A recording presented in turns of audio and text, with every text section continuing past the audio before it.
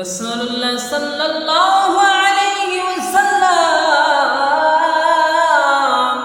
আম্মা জান আয়েশার বাড়িতে এসে বলতেছেন, ইয়া আয়েশা, সফর শেষ করে আসছি আয়েশা, তোমার কোলের মধ্যে মাথা রেখে একটু বিশ্রাম নিতে চাই। আম্মা জান আয়েশা রাদিয়াল্লাহু তাআলা আনহা রাসূলুল্লাহ সাল্লাল্লাহু আলাইহি সাল্লামকে কোলের মধ্যে মাথা রেখে ঘুম পাড়ানোর ব্যবস্থা করে দিলেন। ঘরের মধ্যে বসে, খাটের মধ্যে, চৌকির মধ্যে বসে আম্মা জান আয়েশা রাদিয়াল্লাহু তাআলা আনহা রাসূল করিম রাহমাতাল লিল আলামিন কে শোয়ার ব্যবস্থা করে দিলেন।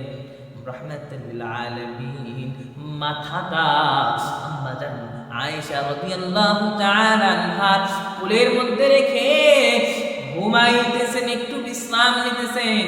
আম্মা জান আয়েশা নরম নরম হাত মুবারক দিয়ে রাসূলুল্লাহ সাল্লাল্লাহু আলাইহি ওয়াসাল্লামের মাথাটা মেসেজ করে দিচ্ছেন, বুলায়া দিতেছেন,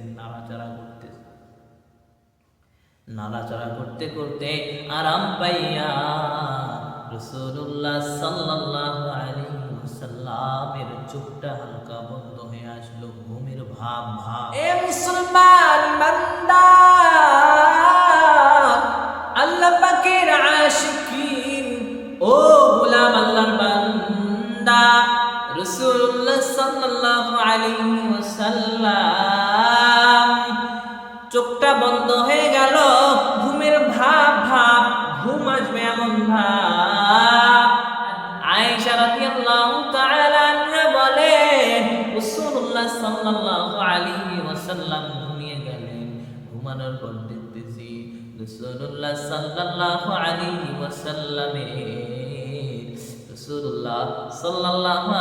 ওয়াসাল্লামের চোখের কোণায় পানি জমে আছে।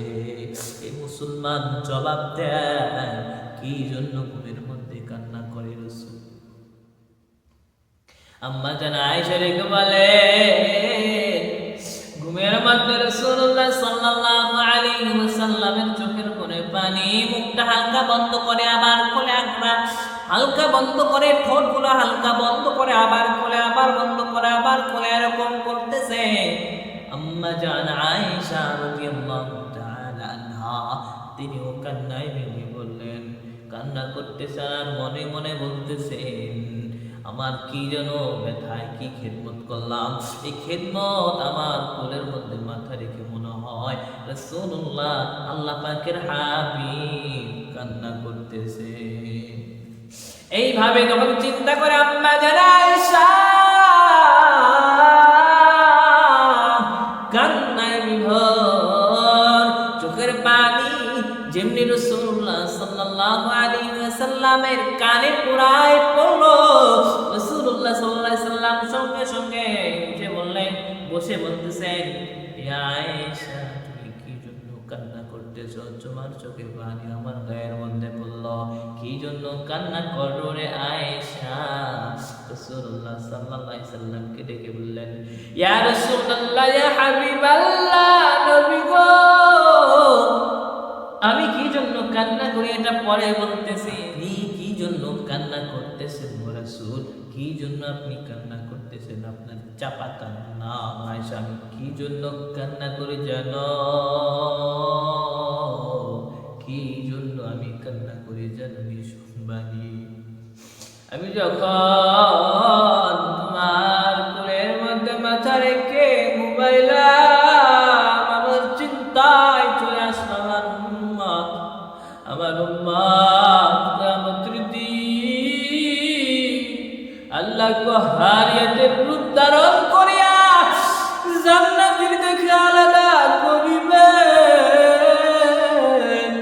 জান্নাতীদের থেকে জাহান্নামীদেরকে আলাদা করিবেন, জান্নাতীদের থেকে আলাদা হবেন না আমার গুনাহগার উম্মত। আল্লাহ কহারিয়াতের ধারণ করে আলাদা করে দেবেন ৭০,০০০ জাহান্নামী ধরে খাইতে আসবে আমার উম্মতকে ধরে খাইতে আসবে। চিন্তা করতেছি ওই আগুন থেকে আমি আমার উম্মতকে কেমনে পার করব, জান্নাতে নিয়ে যাব রে আয়েশা। আমার উম্মতকে কেমনে আমি জান্নাত নিয়ে যাব? আমার উম্মত গুনাহগার। আমার চিন্তা হয় আয়েশা, আমি আল্লাহ তাআলার কাছে কি দরখাস্ত দিয়া আমার উম্মতদেরকে জাহান্নাম থেকে জান্নাতে নিয়ে যাব, কেমনে সুপারিশ করব, এই চিন্তায় আমি কান্না করি। এ মুসলমান জবাব দেন যে রাসূল ঘুমের ঘরে আরামের মধ্যে থেকে উম্মত উম্মত বলে চিৎকার করে, উম্মত উম্মত বলে চিৎকার করে। মুসলমান ওই নবীকে কি ভালোবাসা যায় না, অন্তর থেকে কি ভালোবাসা যায় না।